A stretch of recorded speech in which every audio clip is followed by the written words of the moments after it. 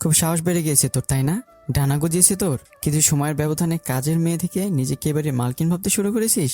তোকে আজ তো আমি মেরেই ফেলবো। আহ, অঙ্কন ভাই, লাগছে আমার। মনে হচ্ছে মাথা থেকে সব চুল উপড়ে যাচ্ছে। মাথা ব্যথায় টনটন করছে। প্লিজ চুলের মুঠি ছাড়ুন অঙ্কন ভাই, খুব কষ্ট হচ্ছে আমার, দম বন্ধ হয়ে আসছে। বিশ্বাস করুন, আমি কোনো পেপার ছিঁড়িনি। আমি তো জানিও না আমাদের কন্ট্রাক্ট ম্যারেজ হয়েছে।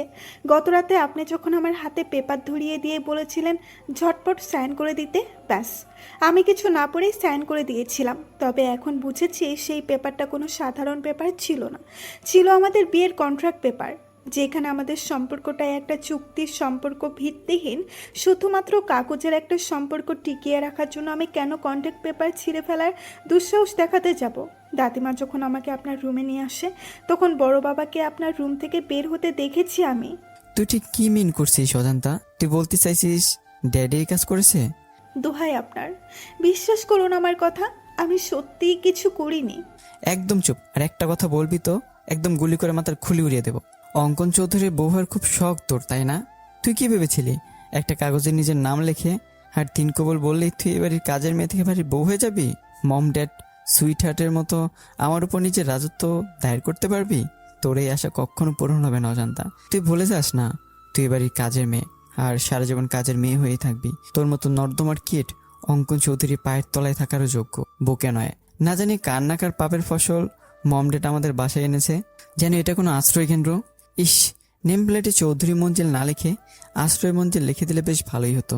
এতে তোর মতো হাজার অজান্তা নামহীন পরিচয়হীন মা বাবা ছাড়া মেয়েগুলো এখন আশ্রয় নিতে পারতো। ড্যাড শুধুমাত্র তোকে আশ্রয় দিয়ে ক্ষান্ত হয়নি, এখন আবার আমার ঘাড়ে তোকে ঝুলিয়েও দিয়েছে। আপনি আমাকে যা ইচ্ছা হয় বলুন, মারুন কাটুন, আমি কিচ্ছু বলবো না। কিন্তু আমার বাবা মার সম্পর্কে কোনো বাজে কথা বললে আমি কিন্তু আপনাকে ছেড়ে কথা বলবো না অঙ্কন ভাই। অজান্তার কথা শুনে অঙ্কন ক্ষিপ্ত হয়ে এসে অজান্তার গাল চেপে ধরে বলল, হো রিয়েলি? তুই সিআইডির অফিসার অঙ্কন চৌধুরীকে থ্রেট করছিস, যার নাম শুনে শহরের অলিগলি থেকে থাকা প্রত্যেক ক্রিমিনাল ভয় কেঁপে ওঠে? তুই তাকে ভয় দেখাচ্ছিস? ও শিট, আমার তো প্যান্ট ভিজে গেছে রে অজান্তা তোর থ্রেট শুনে। অঙ্কন এমনভাবে অজান্তার গাল চেপে ধরেছে যেন মনে হচ্ছে চোয়াল ভেঙে যাচ্ছে। অজান্তা কোনো মতে অঙ্কনকে ছাড়িয়ে অশ্রু ভেজা নয়নে বলল, হ্যাঁ, স্বীকার করছি আমি অজান্তা, আমার কোনো পরিচয় জানা নেই, কিন্তু আমিও কোনো বাবা মায়ের সন্তান। তাই কথায় কথায় আমার পরিচয় নিয়ে প্রশ্ন তুলবেন না অঙ্কন ভাই। আমি সত্যি আপনার মতো একজন সৎ ন্যায়বান সিআইডি অফিসার, যাকে এই তরুণ প্রজন্মের ছেলেমেয়েরা নিজেদের আইডল মনে করে, তার মতো একজন হতে চাই, যাকে নিয়ে প্রেস মিডিয়ার লোকেরা গঞ্জনার শেষ নেই। অন্তত তার মুখ থেকে এমন কুরুচিপূর্ণ কথা কখনো আশা করিনি। তারা হয়তো জানে না, তারা যাকে নিজেদের আইডল মনে করে সে সবার সামনে যতটা ভালো মানুষ, ঠিক ততটাই নোংরা কুৎসিত অহংকারে জর্জরিত তার ভেতরটা। বাবা, তোর তো দেখি উন্নতি হয়েছে অজান্তা। যে অঙ্কন চৌধুরীকে দেখলে ক্রিমিনালের মতো তোরও কাঁপাকাঁপি শুরু হয়ে যায়। এতগুলো বছর আমাদের বাড়িতে থাকার পরও যার সম্মুখে দাঁড়িয়ে কথা বলার সাহস হয়নি, আর আজ তার চোখে চোখ রেখে কথা বলছিস? Really I can't believe this. নাকি তুই নিজেই আমার বউ ভাবতে শুরু করেছিস? বামন হয়ে চাঁদে হাত দেওয়ার স্বাদ থাকলেও সাধ্য নেই আমার। বড় বাবা রাস্তা থেকে তুলে এনে আমাকে নতুন একটা জীবন দিয়েছে। ফ্রিতে খাচ্ছি, থাকছি, পড়ছি, এটাই অনেক। আর কোনো চাওয়া নেই আমার। Like seriously? তো সত্যি আর কোনো চাও নেই? তাহলে মরতে মরতে আমার রুমে কেন এসেছিস তুই? বেরিয়ে যা আমার রুম থেকে, তোকে সহ্য হয় না আমার। আমাকে নিয়ে যদি আপনার এতই সমস্যা, তাহলে কেন বিয়ে করলেন আমাকে? কেন বিয়ে নামক একটা চুক্তির মিথ্যার সম্পর্কে জড়িয়ে দিয়ে আমার জীবনটা নষ্ট করে দিলেন? কেন অঙ্কন ভাই, কেন? এসব প্রশ্ন আমাকে না করে নিজেকে কর, উত্তর পেয়ে যাবি। ড্রামাবাজ মহিলা, নিজের নাটক সাজে বড়লোক বাবার একমাত্র ছেলে, শহরের নাম করা একজন সিআইডি অফিসারের গলায় ঝরে পড়ে, এখন আর আমাকে জিজ্ঞেস করছে কেন বিয়ে করলেন। It's all because of you. আমি কোনো না। Stop all this nonsense, don't say anymore, just get out for my room. বলেই অঙ্কন অজান্তার হাত ধরে টানতে টানতে দরজার কাছে নিয়ে এসে দেখল দরজা বাইরে থেকে লক করা। মুহূর্তের মধ্যেই অঙ্কনের হাত মুষ্টিবদ্ধ হয়ে এলো, কপালে চিন্তার স্পষ্ট ছাপ দেখা গেল। নিজের রাগ কন্ট্রোল করতে না পেরে দরজায় পরপর 2-3টা লাথি মেরে দিয়ে বলল, ড্যাম ইট, কার এত বড় সাহস হলো আমার রুম বাইরে থেকে লক করার? অঙ্কনের কর্মকাণ্ডে আতঙ্ক হয়ে অজান্তা বলল, আপনি দয়া করে শান্ত হন অঙ্কন ভাই। আমি বড়মা বা দাদিমাকে ডাকছি, তারা এসে দরজা খুলে দিলে আমি এক্ষুনি বেরিয়ে যাব রুম থেকে। অজান্তা সবে বড় মাকে ডাক দিতে যাবে তার আগেই অঙ্কন ড্রয়ার থেকে একটা পিস্তল বের করে অজান্তার কপালে ঠেকিয়ে বলল, ভুলেও এই কাজ করতে যাবে না অজান্তা। এই 4 দেয়ালের মধ্যে যা হয়েছে, ভুলেও যদি মম ডেড বা সুইট হার্টের কর্ণপাতে হয়ে ট্রাস্ট মি একদম গুলি করে তোর মাথা খুলে উড়িয়ে দেবো। তারা যেন খোনাখোরা আমাদের কন্ট্রাক্ট ম্যারেজের বিষয়ে এমনকি আমাদের মধ্যকার দূরত্ব বুঝতে না পারে। অজান্তা চোখের পানি মুছে ঠোঁটে তাচ্ছিল্যের হাসি ঝুলিয়ে বলল, ড্রামাবাজ আমি না অঙ্কন ভাই, ড্রামাবাজ তো আপনি। নিজেকে কি সাময়িকভাবে প্রেস মিডিয়া পরিবারের সদস্যদের কাছে উপস্থাপন করেন, অথচ সামান্য একটা মেয়েকেই সম্মান দিতে জানেন না। আবার বলছেন আপনি যেভাবে সবার সামনে ভালো মানুষ হয়ে থাকার নাটক করেন, ঠিক একইভাবে আমাকেও আপনার পরিবারের সদস্যদের সামনে সুখী কাপুলের নাটক করতে। এসব নাটক আপনার সাথে যায় অঙ্কন ভাই, আমার মতো কাজের মেয়ের সাথে না। লিসেন, তোর এই ননস্টপ বকবক শোনার টাইম আমার ইচ্ছে কোনোটাই নেই। তুই বিছানায় বসে আমার বিছানায় নোংরা করে দিয়েছিস, এখন ঝটপট বেডশিট চেঞ্জ করে দিয়ে আমার চোখের সামনে সরে যা। অজান্তা বেডশিট চেঞ্জ করে দিয়ে বলল, আপনি নিজেই তো দেখলেন দরজা বাইরে থেকে নক করা, তাহলে আমি রুমের বাইরে যাব কিভাবে, আর কোথায় বা ঘুমাবো আমি? None of my business. বলে অঙ্কন লাইট অফ করে শুয়ে পড়ল। অজান্তা কি করবে বুঝতে না পেরে ঠায় সেখানে দাঁড়িয়ে রইল। ফজরের আজানের মিষ্টি ধ্বনি কর্ণপাত হতেই তন্দ্রা কেটে যাওয়ার সাথে সাথে আপনা আপনি দর্শনেন্দ্রিয় খুলে যায় অজান্তার। অজান্তার গাত্রে এখনও বিয়ের লাল বেনারসি জড়ানো রয়েছে। বিয়ে বাসরাত নিয়ে প্রত্যেকটা মেয়ের জীবনে নানা রকম জল্পনা কল্পনা থাকে। স্বামী নামক অপরিচিত ব্যক্তির জন্য মনের গহীনে কত শত স্বপ্নের জাল বোনা থাকে, সেরকমটা অজান্তারও ছিল। অথচ তার বাসর রাতে স্বামীর বিছানায় জায়গাটুকু মেলেনি তার। বেলকনিতে রাত্রিযাপন করতে হয়েছে। হয়তো তার ললাটে এমনটাই লেখা ছিল। সারা রাত গরম আর মশার কামড়ে একটুও ঘুম হয়নি অজান্তার। রাতে গহনাগুলো খুলে মেঝেতে রেখেছিল। সেগুলো মেঝে থেকে তুলে অঙ্কনের ড্রেসিং টেবিলের উপর খুব সতর্কতার সাথে রেখে অজান্তা পা টিপে টিপে ওয়াশরুমে চলে গেল। অজান্তা নামাজ পড়ার জন্য অজু করে এসে দেখে কোথাও যায় নামাজ নেই। পরক্ষণেই অজান্তার চোখে পড়ে রাতে উঠিয়ে রাখা বেডশিটের উপর। জায়নামাজ না পেয়ে অজান্তা বেডশিট বিছিয়ে ফজরের সালাত আদায় করে নেয়। অজান্তা নামাজ শেষ অগোছালো রুমটা পরিষ্কার করছে এমন সময় দরজার বাইরে থেকে আঞ্জুম আরা চৌধুরীর গলা শুনতে পায়। দরজার অপর প্রান্ত থেকে আঞ্জুম আরা চৌধুরী বলছেন, সরি দাদু ভাই, আমি তোমাদের প্রাইভেসির জন্য বাহিরে থেকে দরজা লক করে দিয়েছিলাম, যাতে তোমাদের বাসর রাত আরো মধুর হয়ে ওঠে, দুজন দুজনের মনের গহীনে পৌঁছে যেতে পারো। আই থিঙ্ক এতে তোমাদের উপকার হয়েছে। দরজা লক খুলে দেওয়া হয়েছে, ফ্রেশ হয়ে তাড়াতাড়ি নিচে এসো, সবাই অপেক্ষা করছে নবদম্পতির জন্য। দরজা খোলা পেয়ে অজান্তা নিজের রুমে চলে আসে চেঞ্জ করার জন্য। অজান্তা একটা চুড়িদার নিয়ে ওয়াশরুমে যাবে এমন সময় নাতাশা চৌধুরী এসে বলল, অজান্তা, তুই এই রুমে কেন? তুই জানিস না বিয়ে হবার সাথে সাথেই বরের ঘর নিজের ঘর হয়ে যায়? গতকাল থেকে বাবুর রুম তোরও রুম হয়ে গেছে। এখন থেকে তুই বাবুর রুমে থাকবি। আমি বাবুর রুমে গিয়ে দেখি বাবা ঘুমিয়ে আছে, কিন্তু কোথাও তোকে না পেয়ে আবার এইখানেই আসতে হলো।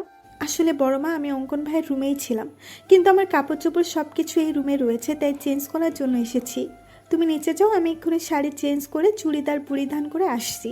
তোকে শাড়িতে অনেক সুন্দর লাগে অজান্তা, আমি তোর জন্য শাড়ি নিয়ে এসেছি। এখন কথা না বাড়িয়ে তাড়াতাড়ি শাওয়ার নিয়ে শাড়ি আর গতকাল তোর বড় বাবা যে গয়নাগুলো তোকে দিয়েছে সেগুলো পরে নিচে আয়। ঠিক আছে বড় মা, তবে তোমার অসুস্থ শরীর, তুমি আবার কিচেনে যেও না কিন্তু। আমি চেঞ্জ করে এসে সবার জন্য নাস্তা রেডি করছি। তাছাড়া বেলি তো আছেই, ও আমাকে হাতে নাতে সাহায্য করবে। তুমি একদম আগুনের কাছে যাবে না বড় মা। নাতাশা চৌধুরী অজান্তাকে নিজের বুকে টেনে নিয়ে বলল, পাগলি মেয়েটা কত ভাবে আমার জন্য। এই জন্যই আমি আর ইমতিয়াজ তোকে সারা জীবন আমাদের সংসারে রাখার লোভ সামলাতে পারেনি। এখন যা তো ঝটপট রেডি হয়ে নিচে আয়। নাতাশা চৌধুরী বেরিয়ে গেলে অজান্তা তার দেওয়া প্যাকেট খুলে দেখে একটা কালো আর ব্লু কালারের জামদানি 2টা শাড়ি রয়েছে, তার সাথে প্রয়োজনীয় সব কিছু। অজান্তার দেরি না করে তাড়াতাড়ি রেডি হয়ে নিচে যাবে এমন সময় মনে পড়ে বড়মা তো গহনা নিতে বলেছিল, কিন্তু আমি তো ভুল ক্রমে গহনাগুলো অঙ্কন ভাইয়ার রুমে রেখে এসেছি।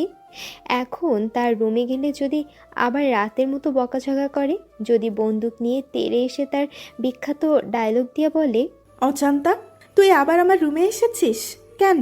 এক্ষুনি বের হয়ে যা আমার রুম থেকে, অন্যথায় একদম গুলি করে তোর মাথার খুলি উড়িয়ে দিব। তখন কি জবাব দিব আমি? পরক্ষণেই মনে হলো এই টাইমে অঙ্কন ভাই জগিং করতে বের হয়, নিশ্চয়ই আজও তার ব্যতিক্রম হয়নি। আমি নিশ্চিন্তে গিয়ে আমার গহনাগুলো নিয়ে আসতে পারবো। এক বুক আশার সঞ্চার করে অজান্তা অঙ্কনের রুমের দিকে পা বাড়ালো। ফোনে ভাইব্রেশনের শব্দে ঘুম ভেঙে গেল অঙ্কনের। অঙ্কন তড়িঘড়ি করে উঠে ফোনের দিকে চোখ পড়তেই বলল, ও শিট, আমার জগিংয়ের সময় পার হয়ে যাচ্ছে, আর আমি ঠিকই পাইনি। সব হয়েছে ওই ড্রামাবাজ মেয়েটার জন্য। ওর জন্যই অনেক রাত পর্যন্ত জেগে থাকতে হয়েছে, যার কারণে আজ আমার জগিং মিস হয়ে গেল। অঙ্কন অজান্তাকে হাজারটা বকা দিতে দিতে ফ্রেশ হওয়ার জন্য ওয়াশরুমে প্রবেশ করতে শ্যাম্পু বা সাবান জাতীয় কিছুর উপর স্লিপ হয়ে ঠাস করে মেঝেতে পড়ে যাওয়ার ফলস্বরূপ অনেকটা ভিজে যাওয়ার সাথে সাথে কোমরেও বেশ চোট পায়। বিরক্তিতে অঙ্কন মুখ থেকে জাতীয় শব্দ বের করে বলল, আমি স্পষ্ট বুঝতে পারছি আমার ওয়াশরুমে কেউ এসেছিল, কিন্তু কে হতে পারে? আমার অনুমতি ব্যতীত তো কারো সাহস হবে না আমার রুমে প্রবেশ করার। ও মাই গড, তার মানে ড্রামাবাজ নোংরা মেয়েটা আমার ওয়াশরুমে চলে এসেছে। তোর সাহস দেখে তো আমি অবাক হয়ে যাচ্ছি অজান্তা। এই জন্য তোর কঠিন শাস্তি ভোগ করতে হবে। I will teach you a good lesson, mind it. একে তো তোর জন্য আজকে জগিং করতে দিতে পারিনি, এখন আবার কোমরে ব্যথা পেতে হলো, আবার ভিজে গিয়েছি। এখন তো শাওয়ার না নিয়ে বেরো হতে পারবো না, কিন্তু টাওয়াল তো আনিনি। অঙ্কন টাওয়াল নিতে আসবে এমন সময় রুম থেকে কারো পায়ের শব্দ শুনতে পেল। অঙ্কন ভাবছে নিশ্চয়ই সুইটহার্ট এসেছে। সে ওয়াশরুম থেকেই হাঁক ছেড়ে বলল, সুইটহার্ট, মাই ডার্লিং, আমার টাওয়ালটা একটু দিয়ে যাও তো। অজান্তা ভাবছিল এই আশায় তার গহনাগুলো নেওয়ার উদ্দেশ্যে অঙ্কনের রুমে এসে হাজির হয়েছিল, কিন্তু ওয়াশরুম থেকে তীব্র আওয়াজ শুনে বুঝতে পারে তার ধারণা ভুল। সে হাড়ে হাড়ে টের পাচ্ছে যেখানে বাঘের ভয় সেখানেই সন্ধ্যা হয়। এই প্রবাদটার মানে। অজান্তা তড়িঘড়ি করে গহনাগুলো নিয়ে রুম থেকে বের হতে যাবে, তার আগে আবারও শুনতে পায়, সুইটহার্ট, কোথায় গেলে তুমি? দাও না আমার টাওয়ালটা। আমার কিন্তু শুধুমাত্র একটা হাফ প্যান্ট পরা। তুমি কি চাচ্ছ আমি হাফ প্যান্ট পরে তোমার সামনে আসি? তুমি টাওয়াল না দিলে আমি সত্যি সত্যি এই অবস্থায় তোমার সামনে চলে আসবো। অজান্তা এদিকে সেদিকে তাকিয়ে বলল, ধুর, কি মুসিবতে পড়ে গেলাম। এখন কি করব আমি? আমার কি তাকে সাহায্য করা উচিত? তাছাড়া অঙ্কন ভাই মনে করছে রুমে তার সুইট হার্ট এসেছে, তাই আমি যদি টাওয়াল দিয়ে আসি তাহলে সে ভাববে সুইট হার্টই দিয়েছে। অজান্তা আকাশ কুসুম চিন্তা করে টাওয়াল নিয়ে দরজায় নক করলে অঙ্কনের মাথায় দুষ্টু বুদ্ধি চেপে বসে। অঙ্কন মুচকি হেসে বলে, সকাল সকাল সুইটহার্টের প্রেমের বইটা খুলে দিয়ে তাকে প্রেমের অতল সাগরে ভাসিয়ে নিয়ে গেলে কেমন হবে ব্যাপারটা? নিশ্চয়ই খুব বকা দিবে আমাকে, আমার কান মলে দেবে। দিক না, আমি তো এমনটাই চাই। আমি আবারও সুইটহার্টের আগের মতো শাসন, আদর, ভালোবাসা পেতে চাই। বড্ড মিস করি শাসনগুলো। সে আদর, ভালোবাসা, শাসন পেতে আমাকে যদি এতটুকু দুষ্টুমি করতে হয়, করবো আমি। অজান্তা ভেতর থেকে অঙ্কনের কোনো রেসপন্স না পেয়ে আবারও দরজায় নক করার সাথে সাথে অঙ্কন হ্যাচকা টানে তাকে ওয়াশরুমে নিয়ে যেতেই দুজনে ব্যালেন্স হারিয়ে শাওয়ারের নিচে পড়ে যায়। শাওয়ারের নিচে পড়ে দুজনই কাক ভেজা হয়ে গিয়েছে। অঙ্কন অজান্তার দিকে তাকিয়ে ভাবছে, শুনেছি বাঙালি মেয়েদের নাকি বিয়ের পর সৌন্দর্য শতগুণ বেড়ে যায়। অজান্তার ক্ষেত্রেও তাই হয়েছে। হয়তো হয়েছে, আজও কি সম্পূর্ণ অন্যরকম লাগছে। মনে হচ্ছে নতুন কোনো অজান্তাকে দেখছি, কিন্তু কেন? তখনই অঙ্কনের চোখ যায় অজান্তার নোজপিনের দিকে। অঙ্কন বুঝতে পারে অজান্তার সৌন্দর্য বৃদ্ধির কারণ তার নোজপিন, যা এতদিন তার নাকে ছিল না। হঠাৎ করে নাকফুল পড়েছে, যার কারণে তাকে সম্পূর্ণ অন্যরকম লাগছে। পরক্ষণেই অঙ্কন কি হচ্ছে বুঝতে পেরে তড়িঘড়ি করে অজান্তার উপর থেকে উঠে অজান্তাকে বলল, হাউ ডেয়ার ইউ! তোর সাহস হলো কি করে পারমিশন ছাড়া আমার ওয়াশরুমে প্রবেশ করার? নাকি আমার হাতে মরার সাহায্য গেছে তোর? দেবো নাকি গুলি করে মাথার খুলি উড়িয়ে? অজান্তা মনে মনে বলল, দাদিমা সবসময় একটা কথা বলে, নরম মাটিতে নাকি কেঁচো লাগে বেশি। তাই আমি যত অঙ্কন ভাইয়ের সামনে দুর্বলতা প্রকাশ করব, অঙ্কন ভাই তত আমাকে আঘাত করবে, অপমান করবে, যেমনটা গত রাতে করেছিল। অজান্তা নিজেকে সংযত করে বলল, আমি ইচ্ছে করে এসেছি নাকি? আপনি নিজেই বারবার টাওয়াল চাচ্ছিলেন, তাই বাধ্য হয়ে আমার আসতে হয়েছে। তুই কি সুইটহার্ট? আমি সুইটহার্টকে টাওয়াল দেওয়ার জন্য ডেকেছি, তোকে নয়। আমি তো আপনার উপকার করতেই এসেছিলাম, কিন্তু আপনি যে আমার হাত ধরে টেনে ভেতরে নিয়ে আসলেন, আমাকে ভিজিয়ে দিলেন, এই বেলায় কিছুই না। আর আমি কিছু বলতে গেলেই আপনার সেই চিরচেনা এক ডায়লগ দিবেন, একদম গুলি করে মাথার খুলি উড়িয়ে দিব। বলি কি, এই পর্যন্ত কয়টা মানুষের গুলি করে মাথার খুলি উড়িয়ে দিয়েছেন? তো সাহস দেখে আমি সত্যি অবাক হয়ে যাচ্ছি। এক রাতের ব্যবধানে মুখে ক্ষয় ফুটতে শুরু হয়ে গেছে। রাতেও তো চোখে মুখে আমি ভয়ের স্পষ্ট ছাপ দেখতে পেয়েছি, বাট এখন সে ভয়ের ছাপ নেই। এক রাতে এত চেঞ্জ! আপনি বাঘ না ভাল্লুক যে আপনাকে ভয় পেতে হবে? হ্যাঁ, আগে ভয় পেয়েছি, কারণ তখন আপনি অন্য পুরুষ ছিলেন, আর এখন আপনি বিয়ে করা বর আমার। বিয়েটা যেইভাবেই হোক হয়েছে তো। বড় মা বলেছে বিয়ের পরে বরের সব কিছু নিজের হয়ে যায়, তাই এটা যেমন আপনার রুম তেমনি আমারও রুম। আর নিজের রুমে প্রবেশ করতে যদি অনুমতি নিতে হয়, তাহলে আপনিও আমার থেকে অনুমতি নিয়ে রুমে প্রবেশ করবেন। অঙ্কন কিছু বলতে যাবে তার আগে রুম থেকে আলিশা হাঁক ছেড়ে বলল, অজন্তা আপু, অঙ্কন ভাইয়া, তোমরা কি করছিলে ওয়াশরুমে? মাই গড, তোমাদের কি রুমে জায়গা কম পড়েছে যে ওয়াশরুমে গিয়ে রোম্যান্স করতে হচ্ছে? তোমাদের রোম্যান্স শেষ হলে তাড়াতাড়ি নিচে আসো, সবাই তোমাদের জন্য অপেক্ষা করছে। আলিশার সাড়া পেয়ে অজান্তা নিজের রুমে গিয়ে চেঞ্জ করে অন্য একটা শাড়ি পরে নিচে এসে দেখে সবাই ব্রেকফাস্ট না করে তাদের জন্য অপেক্ষা করছে। অজান্তা ডাইনিং টেবিলে এসে দেখে হরেক রকমের রেসিপি রান্না হয়েছে, যার মৌ মৌ গন্ধে পুরো বাড়ি ছড়িয়ে গিয়েছে। অজান্তা মিকি রাগ দেখিয়ে নাতাশা চৌধুরীকে বলল, তোমাকে বারণ করেছিলাম বড় মা কিচেনে যাবে না, তবুও কেন অসুস্থ শরীর নিয়ে রান্না করতে গেলে? তাছাড়া ব্রেকফাস্টে তো ভারী কোনো খাবার খাওয়া হয় না, তাহলে আজ ঘটা করে এত আয়োজন কেন? তোকে হয়তো আমি গর্বে ধারণ করিনি, কিন্তু সেই ছোটবেলা থেকে মায়ের আদর দিয়ে তোকে বড় করেছি। সেই ছোট্ট মেয়েটা আজ নতুন জীবনের সূচনা করেছে, তার খুশির জন্য আমার এইটুকু কষ্ট কিছুই না। সাধারণত বিয়েতে কত বড় আয়োজন করা হয়, আমরা তো সেই ধরনের কিছুই করিনি, তাই নিজেই সামান্য কিছু ট্রাই করেছি। অবশ্য আমি একা করিনি, আলিশা বেলিও সাহায্য করেছে আমাকে। অজান্তা নাতাশা চৌধুরীকে জড়িয়ে ধরে বলল, তোমাকে জড়িয়ে ধরলে কেন আমি মায়ের ফিল, আমার মায়ের গায়ের গন্ধ পাই বড় মা। কেন মনে হয় তুমি আমার গর্ভধারিণী মা?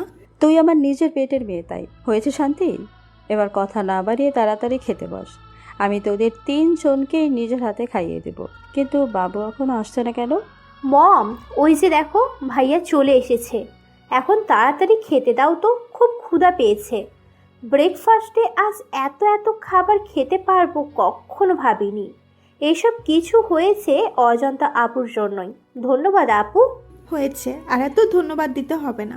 অঙ্কন চেয়ার টেনে আর চোখে অজান্তার দিকে তাকিয়ে বলল, সকাল সকাল ড্রামা শুরু করে দিয়েছে, ড্রামাবাজ মহিলা একটা।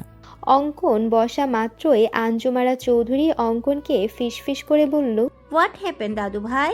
সকাল সকাল দুজনের চুল ভেজা, ডাল মে কুছ কালা হে। হুম। অঙ্কন মাথা চুলকাতে চুলকাতে বলল, তুমি যেরকম ভাবছো সেরকম কিছুই হয়নি সুইটার। এরকম দিন আমিও পার করে এসেছি দাদু ভাই। চুলে পাক এমনি এমনি ধরেনি। বিয়ের পরের কয়েক মাস হচ্ছে মধুর মাস। মধু রাজা তার মধুরানী থেকে মধু সংগ্রহ করবে, এটাই স্বাভাবিক। এতে এত লজ্জা পাওয়ার কি আছে? হুম। অঙ্কন প্রসঙ্গ পরিবর্তন করে বলল, মম কোথায় সুইটার? তাতে ব্রেকফাস্ট দিতে বলো, আমার একটু তাড়া আছে, বেরোতে হবে আমাকে। বিয়ের পরের দিনেই নতুন বউ ছেড়ে কোথায় যাবে দাদু ভাই?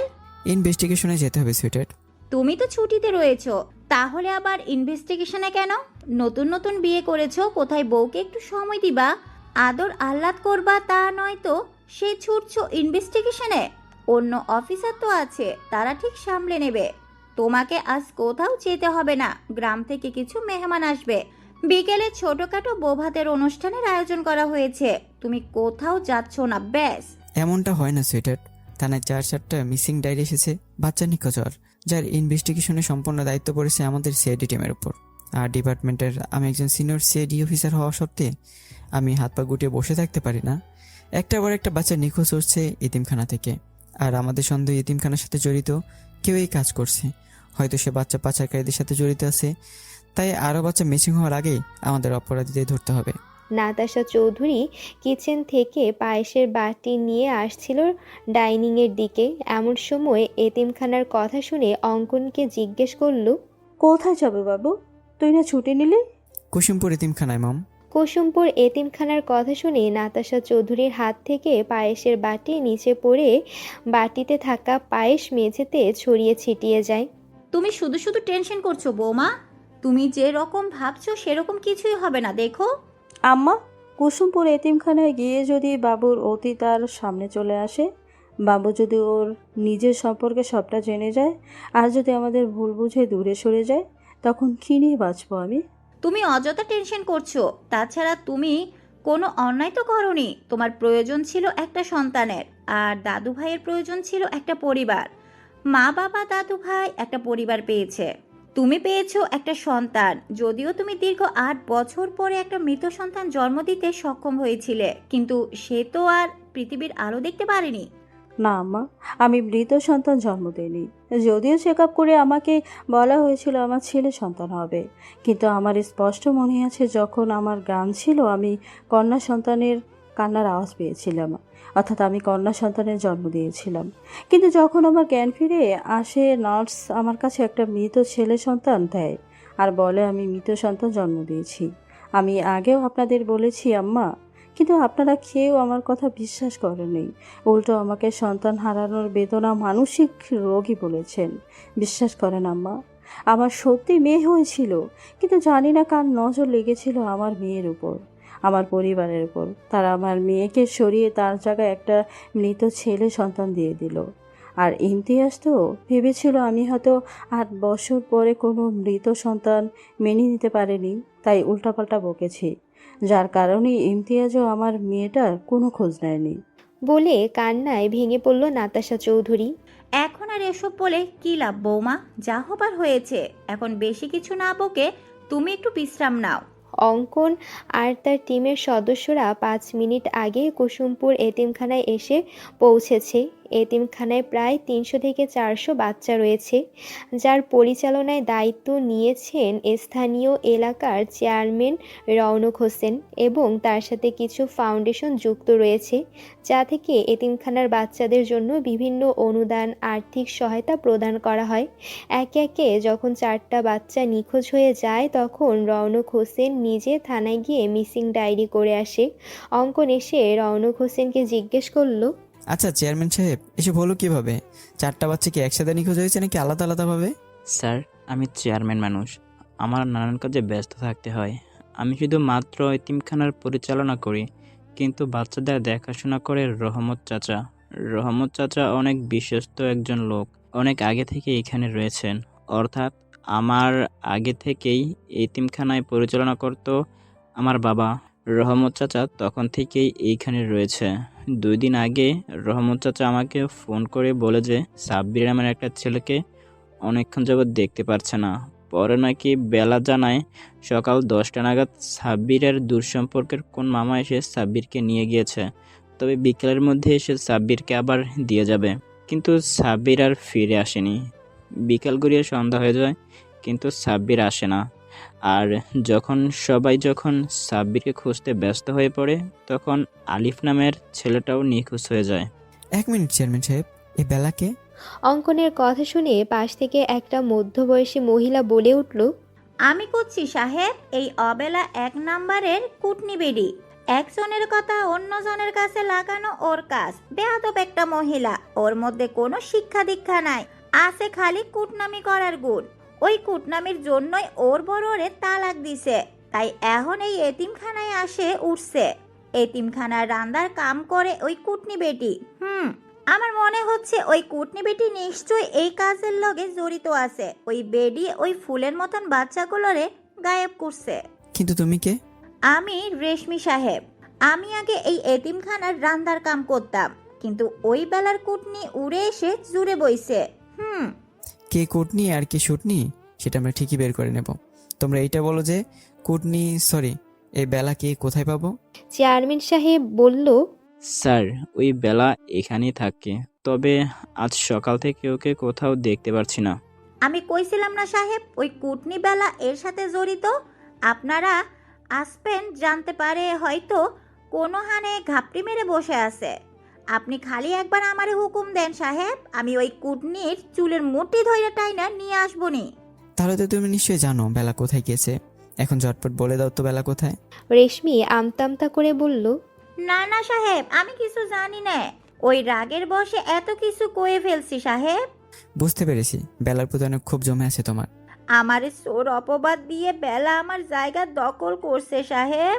ক্ষোভ তো থাকারই কথা, তবে আমি সত্যিই জানি না এই বেলা কুটনি কনে গিয়ে মরছে। ঠিক আছে, সমস্যা নেই, আমরা ঠিক জেনে নেব। রেশমি ফিসফিস করে বলল, ওই বেলা কুটনি যেহানেই যাক না, মুহে যেন ঠাড়া পড়ে, ওরে যেন কাল নাগিনী সবল দিয়া মারে, শয়তান বেডি। রেশমি যদিও ফিসফিস করে কথাগুলো বলেছেন, তবুও অঙ্কনের কান পর্যন্ত ঠিকই পৌঁছে গেছে। অঙ্কন মুচকি হেসে রেশমির ভাষা ফলো করে বলল, বেডি মানসি শত্রু।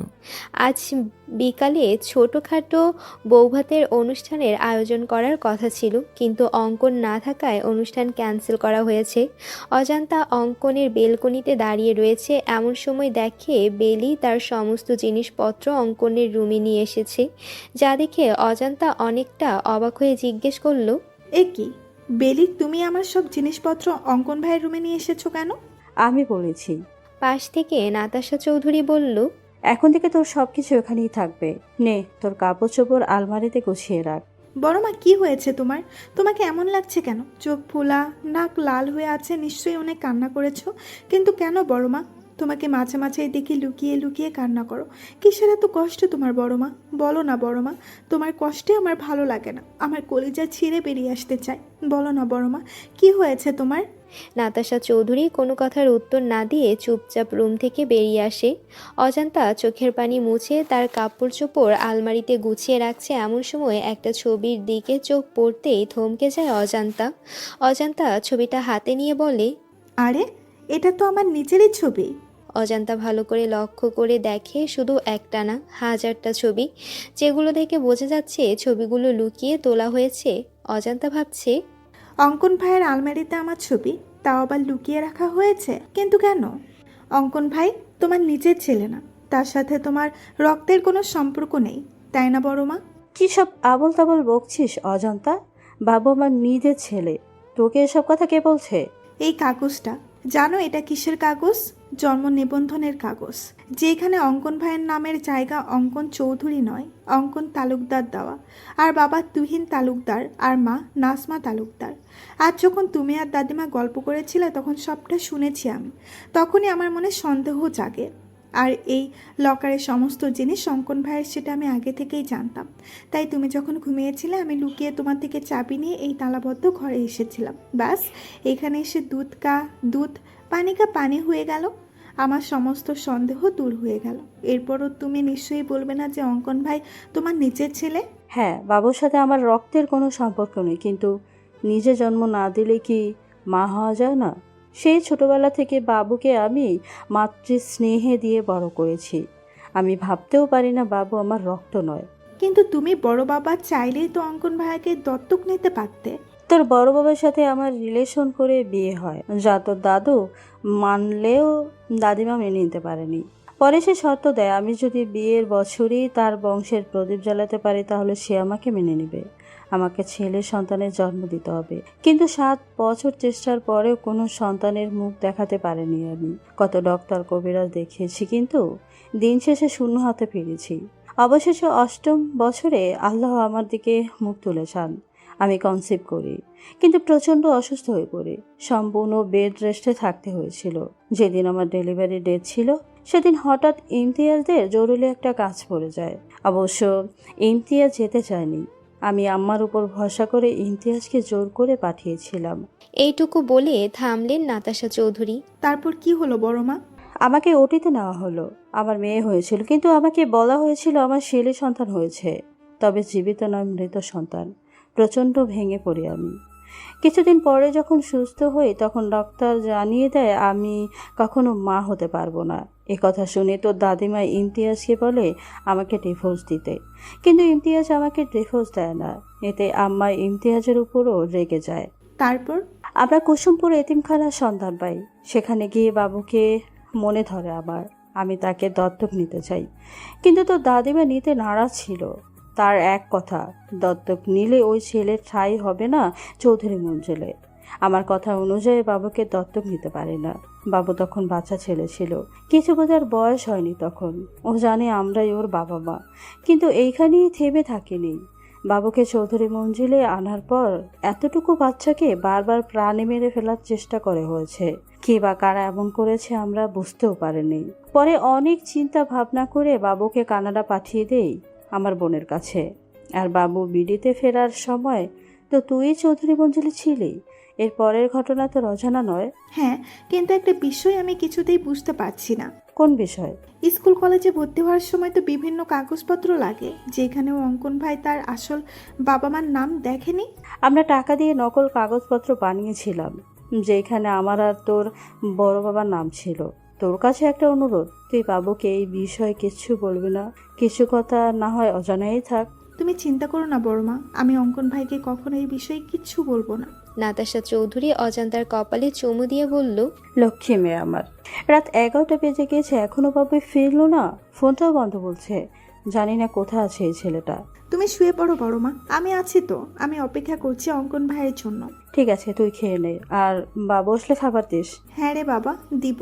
তুমি যাও, নিশ্চিন্তে ঘুমিয়ে পড়ো। আচ্ছা, যাচ্ছি আমি। অজান্তা না খেয়ে ডাইনিং টেবিলে রাখা খাবার গুছিয়ে ফ্রিজে রেখে এসে সোফায় বসে অঙ্কনের জন্য অপেক্ষা করতে লাগলো। অপেক্ষা করতে করতে সবে অজান্তার চোখ লেগে এসেছে এমন সময় কলিং বেল বেজে ওঠে। অজান্তা দরজা খুলে দেখে অঙ্কন এসেছে, কিন্তু তাকে অনেক বিধ্বস্ত দেখাচ্ছে। এলোমেলো চুল, গায়ে পরিধানকৃত শার্ট ও এলোমেলো, লাল চোখ, মনে হচ্ছে কান্না করার ফলে এমন হয়েছে। অঙ্কন দরজার বাইরে থেকে জিজ্ঞেস করলো, এখনো ঘুমোসনি কেন? ছি ছি ছি, অঙ্কন ভাই আপনি সিগারেট খেয়েছেন? এতটা অধপতন ঘটেছে আপনার? মাই লাইফ মাই রুলস, আমার যা খুশি তাই করব। তোর কোনো প্রবলেম আছে? আর তোর কোনো প্রবলেম থাকলে আমার কিছু যায় আসে না। অজান্তাকে ধাক্কা দিয়ে সরিয়ে নিজের রুমে চলে যায় অঙ্কন। অজান্তা দরজা বন্ধ করে দিয়ে কিচেনে গিয়ে এক গ্লাস ঠান্ডা শরবত করে নিয়ে আসে অঙ্কনের জন্য, কিন্তু রুমে এসে দেখে অঙ্কন রুমে নেই। তিনি বেলকনিতে দাঁড়িয়ে দাঁড়িয়ে মনের সুখে সিগারেটের ধোঁয়া উড়াচ্ছে। অজান্তা সোজা গিয়ে অঙ্কনের ঠোঁট থেকে সিগারেট টান দিয়ে নিচে ফেলে দিয়ে বলে, কি সমস্যা আপনার? তো সব জিনিসপত্র আমার রুমে কেন? তো কোথায় থাকবে? I don't know. আপনি হয়তো জানেন না, কিন্তু আমি ঠিকই জানি। বরের জিনিসপত্র যেখানেই থাকবে, বইয়ের জিনিসপত্র সেখানেই থাকবে। এটাই স্বাভাবিক, তাই না? অঙ্কন কিছু বলার আগেই অজান্তা বলল, অন্য ছেলেরা অফিস থেকে ফিরে বউকে জড়িয়ে ধরে ক্লান্তি দূর করে, কিন্তু আপনি তো সাধু সন্ন্যাসী, বইয়ের ধারে কাছেও ঘেঁষবেন না। তাই আপনার জন্য ঠান্ডা শরবত করে এনেছি, নিন। শরবত পান করে ক্লান্তি দূর করুন। No need. অবশ্যই প্রয়োজন আছে। তুই কিন্তু একটু বেশি বকছিস অজান্তা। আমার সামন থেকে সরে যা, নয়তো একদম গুলি করে মাথার খুলি উড়িয়ে দেবো। থাক ভাই, খুলি উড়ানোর কোনো প্রয়োজন নেই। আপনি ফ্রেশ হন, আপনি উপরে, আপনার জন্য খাবার নিয়ে আসছি। অজান্তা খাবার নিয়ে এসে দেখে অঙ্কন শাওয়ার নিয়ে লুঙ্গি পড়ছে, যা দেখে অজান্তার হাসি কিছুতেই থামছে না। অজান্তাকে হাসতে দেখে অঙ্কন ধমক দিয়ে বলল, ফ্রিতে সার্কাস দেখছিস নাকি? আপনি লুঙ্গি পরেছেন? আগে তো কখনো আপনাকে লুঙ্গি পরতে দেখিনি। কেন, তুই কিছু কম দেখিস? লুঙ্গি আমি প্রতি রাতে ঘুমোতে যাওয়ার আগেই পরি। তুই নিশ্চয়ই আমার সাথে ঘুমাস না যে দেখতে পাবি। আর গরমকালে লুঙ্গি মানে এসি। লুঙ্গি থাকলে এসি চালানোর কোনো প্রয়োজনই না। এখন বেশি কথা না বলে খাবার রাখ আর বিদেয় হ। অজান্তা অঙ্কনকে খাবার দিয়ে সেখানেই দাঁড়িয়ে রয়েছে। সেও রাতে খায়নি, মনে হচ্ছে পেটের মধ্যে ক্ষুধায় হরতাল শুরু করে গিয়েছে। অজান্তা ভাবছে, আমাকে একটু খাইয়ে দিলে অঙ্কন ভাইয়ের কি জাতমান চলে যেত? অজান্তার মুখের কথা মুখে থাকতেই অঙ্কন জিজ্ঞেস করলো, রাতে খেয়েছিস তুই? ব্যাস এইটুকু কথায় অজান্তার মনে যেন প্রেমের বইটা বইতে শুরু করলো। অজান্তা অনেকটা অভিমানী স্বরে বলল, আমার ক্ষুধা নেই। আমি জিজ্ঞেস করেছি খেয়েছিস কিনা, ক্ষুধা আছে কিনা এটা তো জিজ্ঞেস করিনি। বেশ অপমান বোধ করে অজান্তা ভাবছে রুম থেকে বেরিয়ে যাবে, কিন্তু তার আগে অজান্তাকে অবাক করে দিয়ে অঙ্কন এক লোকমা খাবার অজান্তার মুখের সামনে তুলে ধরে, যা দেখে খুশিতে অজান্তার চোখে পানি চলে আসে। অজান্তা আবেগে আপ্লুপ্ত হয়ে জিজ্ঞেস করে, আমাকে ভালোবাসেন অঙ্কন ভাই? দেখতে দেখতে কেটে গেল কয়েকদিন। কেসের ইনভেস্টিগেশন চলছে, কিন্তু কাঙ্ক্ষিত কোনো তথ্য বা প্রমাণ এখনও পাওয়া যায়নি। অঙ্কন এতিমখানার সব বাচ্চাদের চকলেট দিয়ে তাদের মনোরঞ্জন করার পর তাদের জিজ্ঞাসা করছে তারা কিছু জানে বা দেখেছে কিনা। এমন সময় অঙ্কনের ফোন বেজে উঠল। অঙ্কন কল রিসিভ করে বলল, হ্যাঁ ঈশান বলো, ওই দিকের কি খবর, জানতে পেরেছো কিছু? হ্যাঁ স্যার, এতিমখানা থেকে 3 কিলো দূরে একটা জঙ্গল রয়েছে। ওই জঙ্গলে বেলা নামের মহিলাটার লাশ পাওয়া গেছে। আমরা আশেপাশে লোকজনকে ছবি দেখিয়েছি, জিজ্ঞেস করেছি, তারা নিশ্চিত করেছে এটা বেলার লাশ। মনে হচ্ছে মাথার আঘাতের ফলে এর মৃত্যু হয়েছে। কিভাবে মৃত্যু হয়েছে সেটা তো ফরেন্সিক রিপোর্টে জানা যাবে। তুমি এক কাজ করো, লাশটাকে ফরেন্সিক ল্যাবে পাঠিয়ে দাও। জি স্যার, আমি এখনই পাঠিয়ে দিচ্ছি। তবে স্যার, একটা বিষয় আমার মাথায় কিছুতেই ঢুকতেছে না। আমরা তো বেলাকেই সন্দেহ করেছিলাম, আর আশ্চর্যজনকভাবে সে বেলাই খুন হয়ে গেল। কিন্তু কেন স্যার? বেলা নিশ্চয়ই এমন কিছু জানতে পেরেছিল বা দেখেছিল যে খনির জন্য কাল হয়ে দাঁড়িয়েছিল, ব্যাস তার পটের কাটা সরিয়ে দিয়েছে। এই বেলা বেঁচে থাকলে আমাদের অনেক তথ্য দিয়ে সহায়তা করতে পারতো, কিন্তু কোনো ব্যাপার না, এই বেলায় আমাদের পৌঁছে দেবে আসল অপরাধী পর্যন্ত। তুমি ফরেন্সিক ল্যাবে চলে যাও, আমি আসছি। ঠিক আছে স্যার। হ্যাঁ ডক্টর রবিন, কিছু জানতে পারলেন? হ্যাঁ আঙ্কেল, আনুমানিক 4 ঘন্টা আগে বেলা মারা গিয়েছে। তবে এই বেলার মৃত্যু আঘাতের ফলে হয়নি। তাহলে কিভাবে হয়েছে? বিষের কারণে বেলাকে বিষ দিয়ে মারা হয়েছে।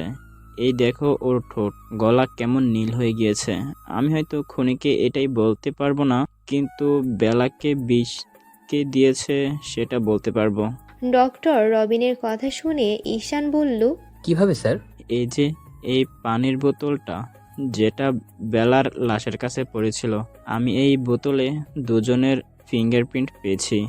যার একটা বেলার ফিঙ্গারপ্রিন্টের সাথে ম্যাচ করেছে, আর একটা ফিঙ্গারপ্রিন্ট হচ্ছে এই ব্যক্তির যে বেলাকে এই বিষ দেওয়া পানি খেতে দিয়েছিল।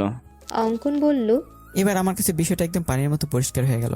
মানে কেউ বেলাকে জঙ্গলে ডাকে, এরপর বেলা যখন জঙ্গলে যায় তখন বেলাকে পেছন থেকে কেউ মাথায় বাড়ি দিয়ে আজে বাজে আঘাত করে। বেলা মৃত্যু যন্ত্রণা ছটফট করতে থাকে, তার পানির তেষ্টা পায়। শেষবারের মতো হয়তো পানি খেতে চেয়েছিল, আর তখনই বেলাকে কে বিষ মিশ্রিত পানির বোতল দেয়, যার ফলে বেলার মৃত্যু ঘটে। একদম ঠিক বলেছো আঙ্কল, বেলার সাথে এমনটাই হয়েছে। ফিঙ্গারপ্রিন্ট যখন পাওয়া গিয়েছে, খুনিকেও খুব সহজে আমরা ধরে ফেলবো। কাল সকালে আবারও আমাদের কুলসুমপুর এতিমখানায় যেতে হবে। ওই এতিমখানায় লুকিয়ে আছে সব রহস্যের সমাধান। অফিসের কাজ শেষ করে বাড়ি ফেরার সময় অঙ্কন দেখলো একজন ঝালমুড়ি বিক্রেতা ঝালমুড়ি বিক্রি করছে। অঙ্কন ভাবলো, ড্রামাবাজ মেয়েটা ঝালমুড়ি খুব পছন্দ করে। ঝালমুড়ি পেলে যেন দিন দুনিয়া সব ভুলে যায়। কি সব অখাদ্য গিলে মেয়েটা, এসব অখাদ্য খাওয়ার ফলে শরীরের এই অবস্থা। মনে মনে অজান্তাকে 1000টা বকা দিয়ে অঙ্কন 100 টাকার ঝালমুড়ি নিয়ে বাইকের স্পিড বাড়িয়ে দিয়ে তাড়াতাড়ি বাড়ি পৌঁছালো। অঙ্কন ভেবেছিল হয়তো অজান্তা তার ফেরা অবধি অপেক্ষা করবে, কিন্তু কলিং বেল পেয়ে দরজা খুলে দিল নাতাশা চৌধুরী। যা দেখে অঙ্কন বলল, মম তুমি এখনো জেগে রয়েছো কেন? জেগে না থাকলে দরজা খুলে দিত কে শুনি? কেন, তোমার আদরের মেয়ে অজান্তা কোথায়? অজন্তা বলল যে ওর নাকি শরীর খারাপ লাগছে, তাই আমি ওকে রুমে পাঠিয়ে দিয়েছি। অঙ্কন বলল, শরীর খারাপ টারাপ কিছু না, সব ড্রামা। মানে কি বলতে চাচ্ছিস বাবু? কিছু না মম। ঠিক আছে, ফ্রেশ হয়ে আয়, আমি খাবার দিচ্ছি। ঠিক আছে মম। অঙ্কন রুমে এসে দেখলো অজান্তা বেলকনিতে বিছানা করেছে। হঠাৎ অঙ্কনের দিকে চোখ পড়া মাত্রই এক হাত ঘোমটা টেনে দিল। যা দেখে অঙ্কন মুচকে হেসে বলল, বাবা, মহারানীর এখনো রাগ কমেনি? অঙ্কন বেলকনিতে গিয়ে বলল, কি মজা ঝালমুড়ির অজান্তা, আমার জীবনেও এমন ঝালমুড়ি আমি খাইনি। আজ রাতে ঝালমুড়ি দিয়ে ডিনার একা সম্পূর্ণ করব। ঝালমুড়ির কথা শুনে অজান্তার জিহ্বা লক লক করছে। এমনিতেই ঝালমুড়ি তার খুব পছন্দের। অজান্তা সামান্য একটু ঘোমটা সরিয়ে দেখলো অঙ্কন সত্যি সত্যি ঝালমুড়ি খাচ্ছে। অজান্তার মন যাচ্ছে ছো মেরে অঙ্কনের হাত থেকে ঝালমুড়ি নিয়ে খাওয়া শুরু করতে, কিন্তু না, সে এতটাও নির্লজ্জ নয়। মুহূর্তের মধ্যে অজান্তার চোখ ভিজে এলো। মনে পড়ে গেল সেদিন রাতের ঘটনা। অজান্তা যখন আবেগে আপ্লুপ্ত হয়ে অঙ্কনকে জিজ্ঞেস করেছিল, আমাকে ভালোবাসেন অঙ্কন ভাই? উত্তরে অঙ্কন ভাতের লোকমাটা অজান্তার মুখের সামনে থেকে নিয়ে নিজে খেয়ে ফেলে বলল, সামান্য এক লোকমা ভাত খাইয়ে দিতে চেয়েছি, আর ভেবেছিস আমি তোকে ভালোবাসি? থাক, প্রয়োজন নেই তোকে খাইয়ে দেওয়া। এবার নিশ্চয়ই তোর প্রশ্নের উত্তর পেয়ে গেছিস। না, উত্তর পাইনি। আমি আপনাকে জিজ্ঞাসা করেছি ভালোবাসেন কিনা, ইয়েস অর নো। তোর প্রশ্নের উত্তর দিতে আমি বাধ্য নই। এই মুহূর্তে তোর মুখ আমার দেখতে ইচ্ছে করছে না, সরে যা আমার সামন থেকে। মুহূর্তের মধ্যে অজান্তা কোমল হৃদয় ব্যথিত হয়ে ওঠে।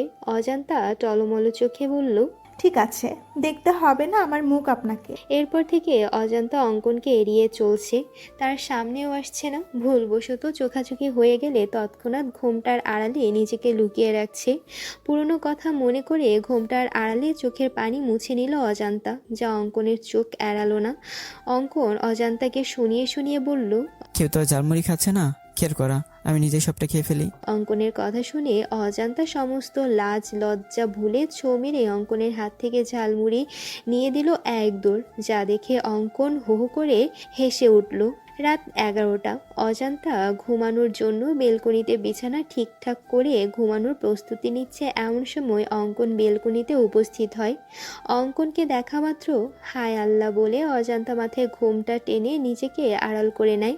অঙ্কন বিরক্তিতে মুখ থেকে জাতীয় শব্দ বের করে বলল, ড্রামাবাজ মহিলা, দয়া করে তো ড্রামা বন্ধ কর।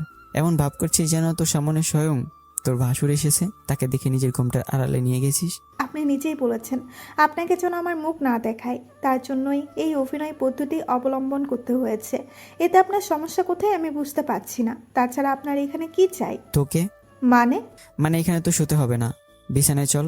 এমনিতে বেলকনিতে শুয়ে জ্বর ঠান্ডা বাঁধিয়ে নিয়েছিস, বড় কোনো রোগ বাঁধানোর আগে বিছানায় চল। মরে গেলেও যাবো না আমি, আপনার করা অপমানের কথা ভুলিনি আমি। ঠিক আছে, তোর যাওয়া লাগবে না, আমি নিজেই তোকে নিয়ে যাচ্ছি।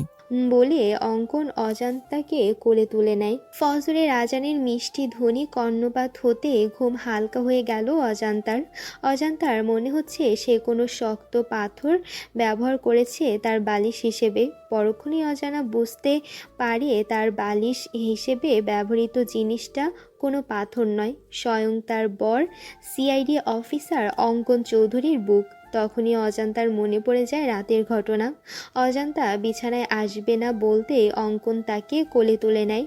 অজান্তা অঙ্কনের কোল থেকে নামার জন্য ছটফট করলে অঙ্কন ফট করে অজান্তার কপালে চুমু দিয়ে দেয়। ব্যাস, অজান্তার সারা শরীরে বিদ্যুৎ গতিতে শিহরণ বয়ে যায়। মুহূর্তের মধ্যে সে যেন কাঠের পুতুলে পরিণত হয়ে যায়। একদম বিড়াল ছানার মতো অঙ্কনের বুকে লেপ্টে পড়ে থাকে অজান্তা। অঙ্কন তাকে নিয়ে বিছানায় শুয়ে দিয়ে নিজেও তার পাশে শুয়ে পড়ে। অবশ্য শোয়ার আগে অঙ্কন মাঝখানে কোলবালিশ দিয়েছিল, কিন্তু অজান্তা দেখলো কোলবালিশ নিচে পড়ে রয়েছে আর অজান্তা পড়ে রয়েছে অঙ্কনের বুকে। অজান্তা অঙ্কনকে ভালো করে পর্যবেক্ষণ করে বলল, ইস, আমার ব্ল্যাক ডায়মন্ডটা। আমি খুব ভালো করেই জানি ব্ল্যাক ডায়মন্ড আপনি আমাকে ভালোবাসেন, আর সেই ভালোবাসার গভীরতা অনেক বেশি। আপনি আমার সাথে যা যা করেছেন সবটা আপনার অভিনয়। কোনো এক অজানা কারণে আপনি আমাকে দূরে সরিয়ে রেখেছেন।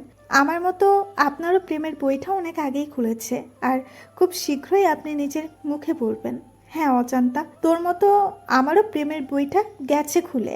7-5 ভেবে অজান্তা বিছানা ছেড়ে উঠতে যাবে, তার আগে শাড়িতে টান পায়। অজান্তা দেখে তার শাড়ির আঁচলের কিছু অংশ অঙ্কনের পিঠের নিচে রয়েছে। অজান্তা এসে আবারও অঙ্কনকে জড়িয়ে ধরে বলে, আচ্ছা ব্ল্যাক ডায়মন্ড আপনি কালা, আমি ধলা। আমাদের পোলাপাইন কি কালা ধলার সংমিশ্রণে বেগুনি কালারের হবে? বুকের উপর ভারী কিছু অনুভব করতে অঙ্কনের ঘুম ভেঙে যায়। ঘুম ভাঙতে দেখে অজান্তা তার বুকের উপর বিড়াল ছানার মতো লেপ্টে রয়েছে, যা দেখে অঙ্কনের ইচ্ছে হয় না অজান্তাকে জাগাতে। সে চোখ বুজে ঘুমের ভান ধরে পড়ে থাকে, কিন্তু অজান্তার আজগুবি কথা শুনে সে আর স্থির থাকতে পারে না। অঙ্কন এক ঝটকায় অজান্তাকে নিজের থেকে সরিয়ে ধমক দিয়ে বলে, what the hell are you? অঙ্কনের ধমকে অজান্তা ভয় পাওয়ার পরিবর্তে দাঁত কেলিয়ে বলে, বলেন না অঙ্কন ভাই, আমাদের পোলাপাইন কি বেগুনি কালারের হবে? এই জন্যে বলে বাদরদের বেশি রায় দিতে নেই। বেশির সাই পেলেই তারা ঠিকভাবে এইভাবে মাথায় উঠে নাচতে শুরু করে। অনেক নেচেছিস, এবার নাম আমার বিছানা থেকে। অজান্তা বিছানা থেকে নেমে ওয়াশরুমের দিকে যেতে গিয়ে ফিরে এসে অঙ্কনের 2 গালে 2টা চুমু দিয়ে বলল, আমি কখনো কারো কাছে ঋণী থাকি না। আপনি রাতে আমাকে একটা চুমু দিয়েছিলেন, তাই এখন আমি সুদ সহ 2টা ফেরত দিলাম। হিসাব একদম বরাবর। বলে অজান্তা ওয়াশরুমে চলে গেল। অজান্তার যাওয়ার পানি তাকিয়ে অঙ্কন বলল, আমিও দেনাদার হয়ে থাকতে পছন্দ করি না, পাওনাদারকে তার পাওনাটা ঠিক সময় পরিশোধ করে দিতে পছন্দ করি। বলে আবারও ঘুমের রাজ্যে পাড়ি জমালো অঙ্কন। অজান্তা ফজরের নামাজ আদায় করে নিচে এসে দেখলো নাতাশা চৌধুরী কিচেনে রান্না করছে। অজান্তা অবাক হয়ে জিজ্ঞেস করলো, এ কি বড়মা, এত সকাল সকাল তুমি কিচেনে কেন? তোমার ক্ষুধা লেগেছে আমাকে বলতে পারতে, আমি নাস্তা তৈরি করে দিতাম। তুমি শুধু শুধু কষ্ট করে এত সকাল সকাল উঠতে গেলে কেন? আমাকে এক জায়গায় যেতে হবে অজান্তা, তার জন্যই সকাল সকাল রান্না বসিয়েছি। তোর দাদিমাও যাওয়ার কথা ছিল, কিন্তু ওনার নাকি হট করে মাথা ব্যথা শুরু হয়েছে, তাই আমি আর তুই যাব।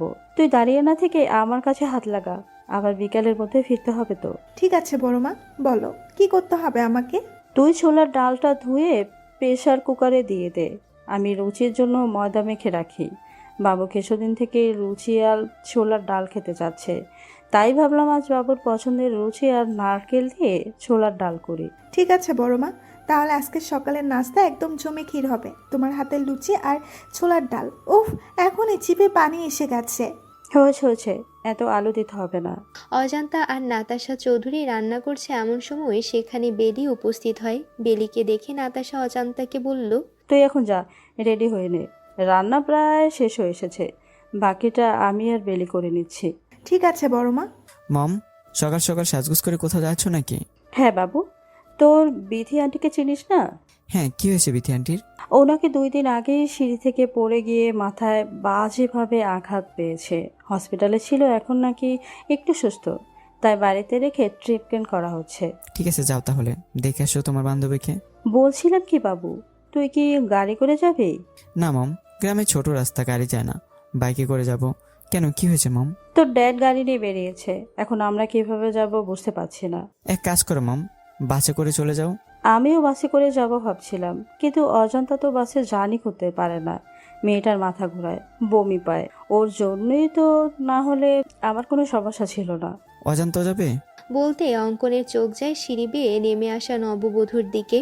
ফর্সা গায়ে কালো জামদানি শাড়িটা একদম ফুটে উঠেছে, কোমর পর্যন্ত কোঁকড়ানো চুলগুলো যেন সমুদ্রের ঢেউ খেলে যাচ্ছে। মুখে নেই কোনো ভারী মেকআপ, মেয়েদের চোখে কাজল দিলে মায়াবী লাগে, কিন্তু এই মেয়ে কখনো কাজল পরে না, চোখে আইলাইনার আর ঠোঁটে সামান্য একটু লিপস্টিক, ব্যাস এতেই যেন তার সাজ পরিপূর্ণ হয়ে উঠেছে। অঙ্কনের কাছে মনে হচ্ছে সিঁড়ি দিয়ে ফুটন্ত কোনো গোলাপ নেমে আসছে। অঙ্কন অজান্তার দিকে তাকিয়ে হুট করে বলে উঠল, মম, তোমরা বরং আমার বাইকে চলো, আমি তোমাদের ড্রপ করে দিই। অজান্তা এগিয়ে এসে বলল, আমি আপনার সাথে যাবো না ব্ল্যাক ডায়মন্ড। অঙ্কন তেড়ে এসে বলল, বেশি পাকনামো করলে একদম গুলি করে মাথায় খুলি উড়িয়ে দেবো। আমি বাইরে ওয়েট করছি, তাড়াতাড়ি মমকে নিয়ে আয়। অঙ্কন যাওয়ার পানে চেয়ে অজান্তা ব্যঙ্গ করে বলল, একদম গুলি করে খুলি উড়িয়ে দিব, আশিস গুলি করে খুলি উড়িয়ে দিতে, তোরও লুঙ্গি পরার ছবি ভাইরাল করে দিব। বিথি খন্দকার পেশায় একজন শিক্ষিকা। তার প্রথম স্বামী অ্যাক্সিডেন্ট করে মারা যাওয়ার পর পারিবারিকভাবে রেদওয়ান নামের একজন বিশিষ্ট শিল্পপতির সাথে বিয়ে হয়। রেদওয়ানের প্রথম স্ত্রীর একজন মেয়ে রয়েছে যে একদম দু চোখে বিথিকে সহ্য করতে পারে না। 2 দিন আগে বিথি কলেজে যাওয়ার জন্য তাড়াতাড়ি করে সিঁড়ি বেয়ে নামছিল, হঠাৎ করে কোনো পিচ্ছিল জাতীয় কিছুর উপর স্লিপ করে সে পড়ে যায়, যার কারণে মাথায় ও পায়ে আঘাত পায়। বিথির ধারণা কেউ ইচ্ছাকৃতভাবে তাকে আঘাত করার জন্য এই কাজ করেছে।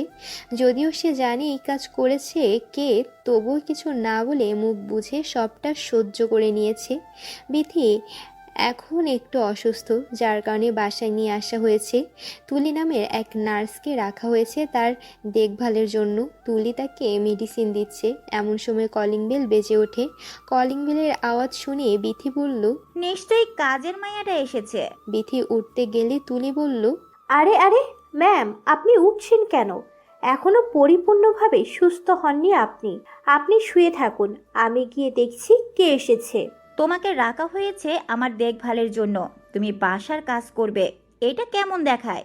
দেখুন ম্যাম, মানুষ মানুষের জন্য।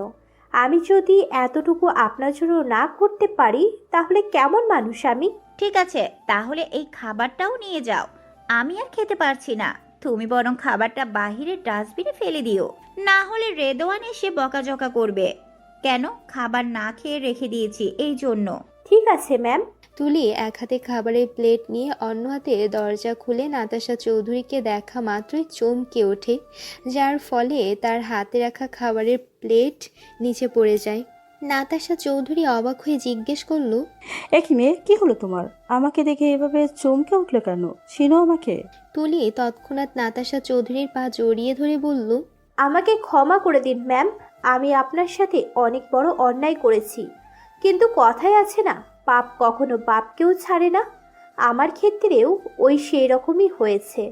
কখন যে আমার করা ক্ষুদো ক্ষুদো অন্যায়গুলো ধীরে ধীরে পাহাড় সমতুল্য হয়ে গিয়েছিল আমি টেরই পাইনি। আমার করা পাপের ফল আমার সন্তানের ভোগ করতে হচ্ছে। এক মায়ের মুখে হাসি ফোটাতে গিয়ে অন্য মায়ের মুখে হাসি কেড়ে নেওয়ার জন্য সৃষ্টিকর্তা আমার নিজের মুখের হাসি কেড়ে নিয়েছে। জানি আমার অপরাধের কোনো ক্ষমা হবে না, তবুও ম্যাম পারলে আমাকে ক্ষমা করে দেবেন। এতগুলো বছর আমি শান্তিতে ঘুমোতে পারিনি। আমার করা অন্যায় আমাকে ঘুমোতে দেয়নি, প্রতিনিয়ত আমাকে খুঁড়ে খুঁড়ে খাচ্ছে। অবশেষে আজ আপনার দেখা পেলাম, প্লিজ আমাকে ক্ষমা করবেন ম্যাম। নাতাশা চৌধুরী পা ছাড়িয়ে বললেন, আরে আরে, কি করছো তুমি? কি আবল তাবল বকছো? তাছাড়া আমি তোমাকে চিনি না। তোমার হয়তো কোথাও ভুল হচ্ছে। আমার জানা মতে তুমি আমার কোনো ক্ষতি করোনি। তুমি হয়তো অন্য কারো সাথে আমাকে গুলিয়ে ফেলছো। আমি সেই পাপী যে কিনা একজন মায়ের থেকে তার সন্তান কেড়ে নিয়েছিল। হ্যাঁ, আমি আপনার মেয়েকে আপনার থেকে কেড়ে নিয়েছিলাম। তার মানে আমি ঠিক ছিলাম? আমি সেদিন মৃত সন্তানের জন্ম দেইনি? হ্যাঁ ম্যাম, 5 বছর ধরে আমার কাজের নিঃসন্তান ছিল। শুধুমাত্র একটা সন্তানের জন্য প্রতিনিয়ত শ্বশুরবাড়ির সবার কাছে নির্যাতনের শিকার হতো। এমনকি ওর স্বামী ওকে ডিভোর্স দিতে চেয়েছিল। একদিন হসপিটালে এসে ও আমার হাত জোর করে বলে ওকে যেন আমি একটা বাচ্চা চুরি করে দিই, এতে যদি কোনোভাবে ওর সংসারটা টিকে যায়। আমি প্রথমে রাজি হইনি, পরে ও আমাকে নানাভাবে ইমোশনাল ব্ল্যাকমেল করে। এক পর্যায়ে আমি রাজি হই। আমার টার্গেট ছিল কোনো বড় লোকের সন্তান চুরি করা। আমার কাজিনকে কথা দেওয়ার 2 দিন পরে আপনি হসপিটালে অ্যাডমিট হন। খোঁজ নিয়ে জানতে পারি আপনারা অনেক বড় লোক, কিন্তু আপনিও 8 বছর নিঃসন্তান থাকার পরে একটা বাচ্চার মুখ দেখতে যাচ্ছেন। তখন এটা জানতে পারলাম। তখন আমার সিদ্ধান্ত থেকে আমি সরে আসি। কিন্তু বিপত্তি ঘটে আপনার মেয়ে হওয়ার পর। ডক্টর যখন সমস্ত ফর্মালিটি পূরণ করে চলে যায়, তখন আমি আর মীরা একজন নার্স থাকি এখানে। কিছুক্ষণ পরে একজন ওয়ার্ড বয় এসে জানায় মীরাকে নাকি কেউ ডাকছে। মীরা যাওয়ার পর কোথা থেকে একজন মহিলা এসে আমাকে বলে আমি যেন আপনার মেয়েকে সরিয়ে তার জায়গায় কোনো মৃত সন্তান রাখি। ব্যাস, এতটুকু কাজের জন্য সে আমাকে 50,000 টাকা দিতে চায়। টাকা দেখে আমার মধ্যে লোভ ও সততা জাগ্রহ হয়। এদিকে কাজিনের মুখের হাসি, অন্যদিকে 50,000 টাকা। আমি কিছু না ভেবেই রাজি হয়ে যাই। অবশ্য আমি তাকে জিজ্ঞাসা করেছিলাম মেয়েটাকে সরিয়ে তার কী লাভ হবে। সে বলেছিল আদার ব্যাপারী হয়ে আমি যেন জাহাজের খবর না রাখি। এটাও বলেছিল আমি যদি কারোর কাছে এই বাচ্চা চুরির ব্যাপারে কিছু বলি তাহলে আমাকে প্রাণে মেরে দেবে। নাতাশা চৌধুরী চোখের পানি মুছে বলল, তারপর কি হলো? কোথা আমার মেয়েটা? এখনো বেঁচে আছে কি? আমি আমার কাজিনকে বাচ্চাটা দিয়ে আসি। বাচ্চা পেয়ে অনেক খুশি হয়েছিল মেয়েটা।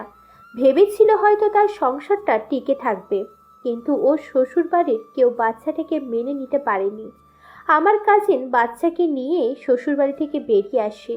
3-4 মাস অন্যত্র থাকার পর কিভাবে জানি ওর স্বামী ওদের খোঁজ পেয়ে যায় আর বাচ্চাটাকে মেরে ফেলতে চায়।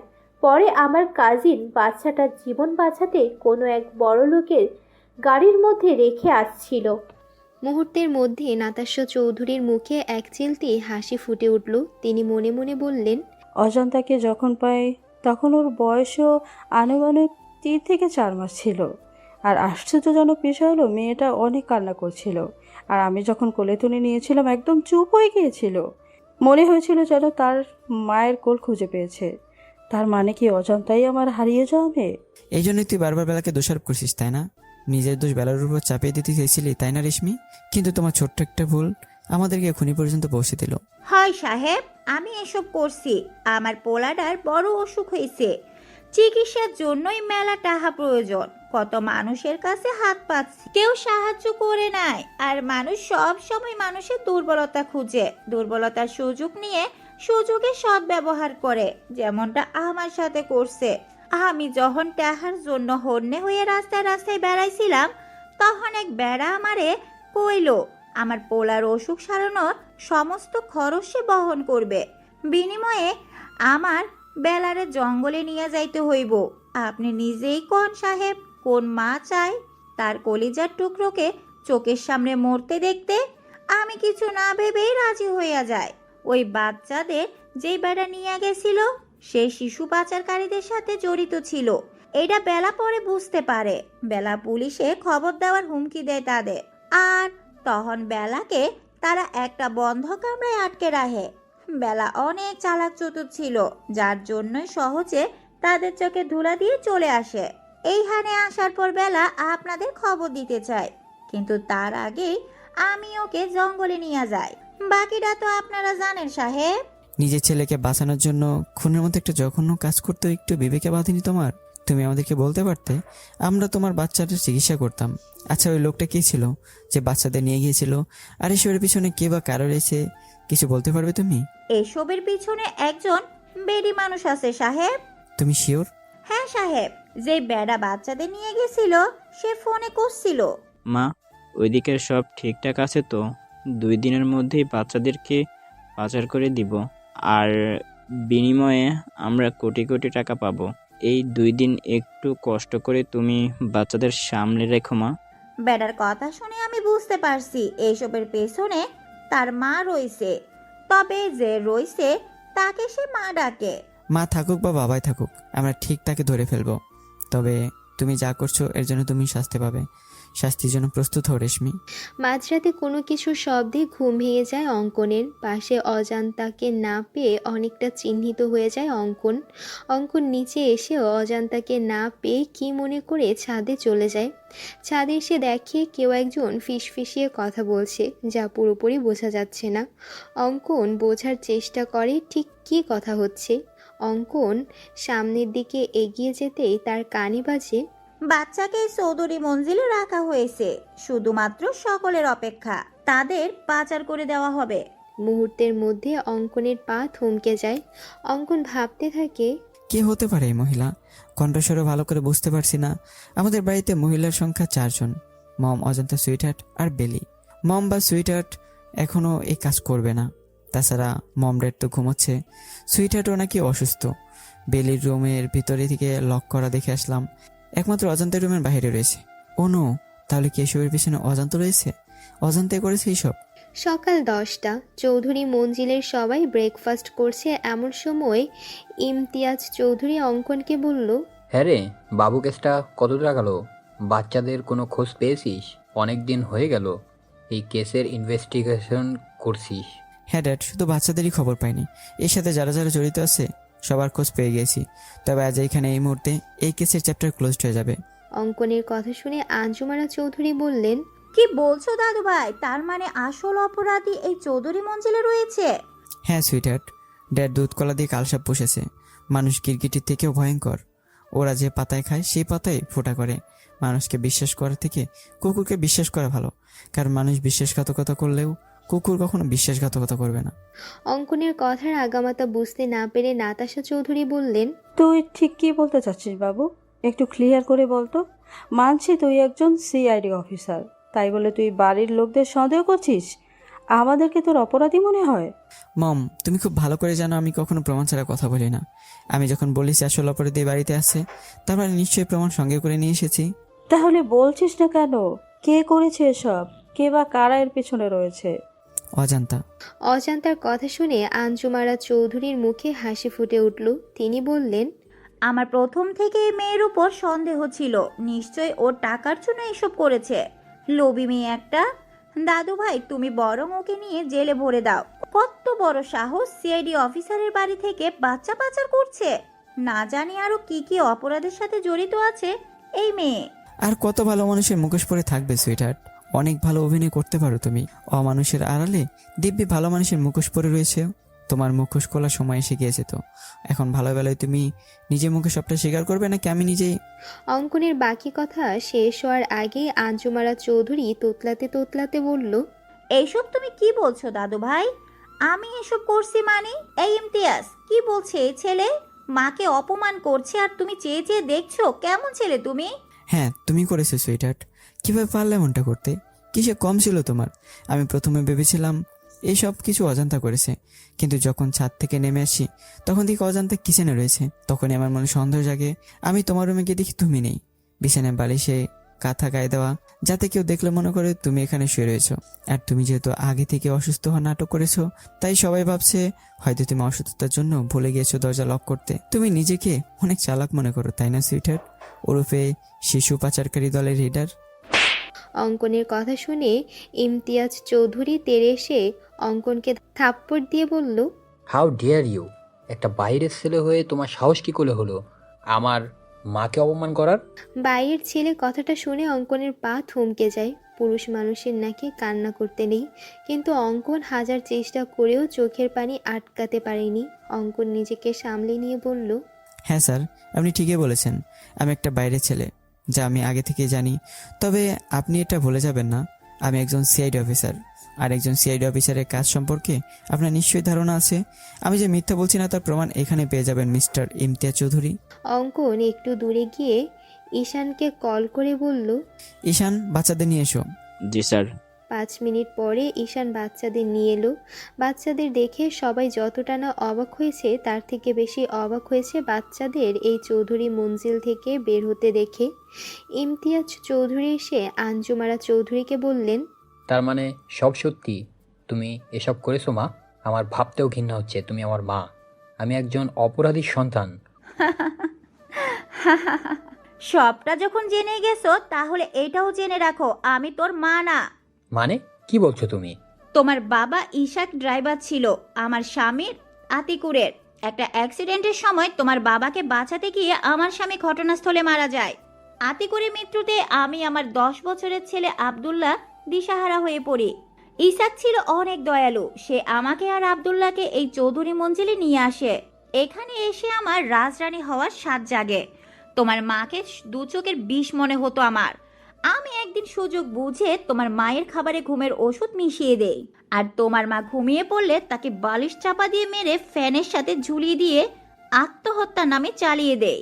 আর বুদ্ধি করে তোমার মায়ের হাতে লেখা নকল একটা সুইসাইড নোট লিখে রাখি যে আমার মৃত্যুর জন্য কেউ দায়ী নয়। আমার স্বামীর কাছে আমার একটা অনুরোধ, আমার যেন পোস্টমর্টমের করা না হয়। ব্যাস, বোকা ইসাক তার প্রিয়তমা স্ত্রীর কথা রাখতে গিয়ে জানতেও চায়নি তার স্ত্রীর মৃত্যু কিভাবে হয়েছে। প্রিয়তমা স্ত্রীকে হারিয়ে ইশাক অনেক ভেঙে পড়ে। আমি সেই সুযোগটা কাজে লাগিয়ে দিলাম।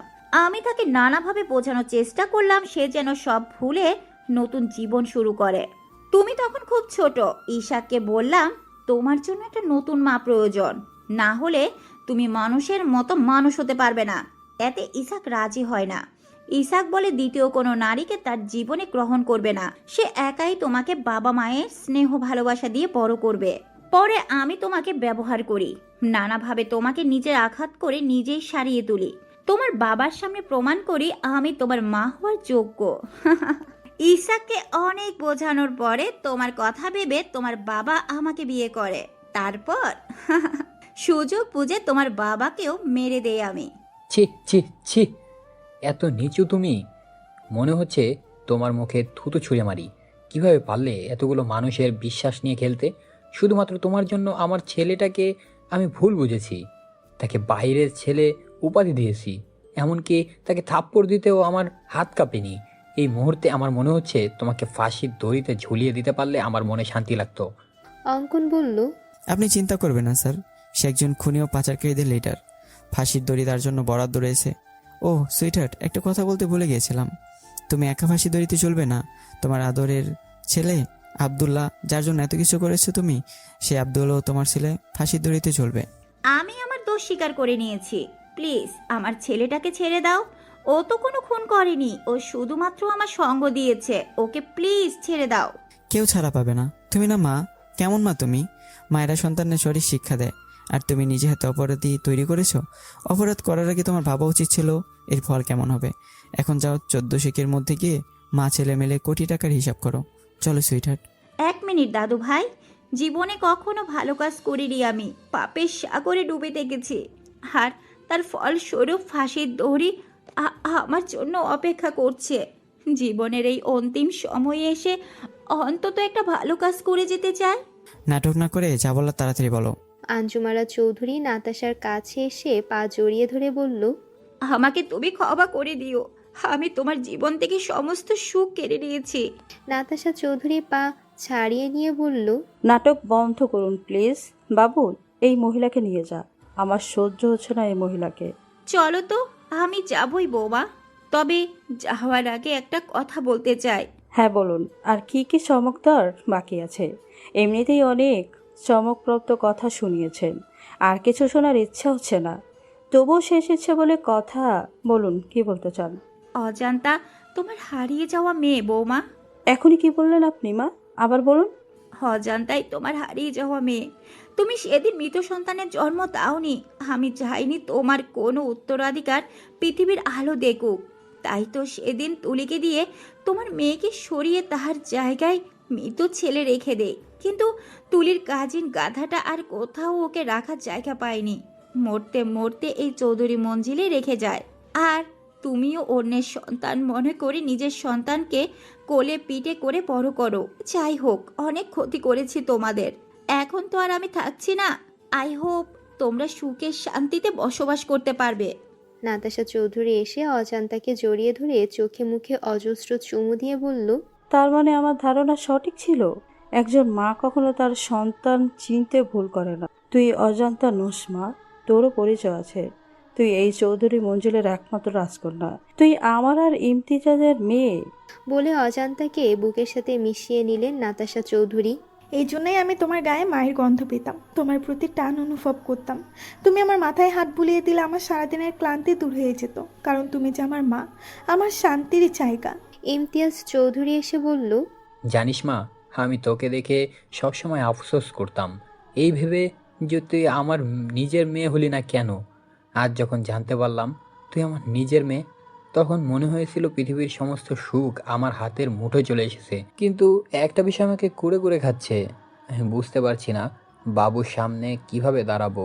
ওকে যে অনেক কষ্ট দিয়েছি। অঙ্কন এসে ইমতিয়াজের হাত ধরে বলল, সমস্যা নেই শ্বশুরমশাই, আমরাই তো। কিন্তু এখন তো আমি এই বাড়ির ঘর জামাই হয়ে গেলাম, তাহলে আপনাদের কি বলে সম্বোধন করব? শ্বশুর আব্বা, শাশুড়ি আম্মা? নাতাশা চৌধুরী এসে অঙ্কনের কান মুলে দিয়ে বললেন, এক মুহূর্তের মধ্যে পহল করে দিলি আমাদের। জাস্ট কিডিং মম।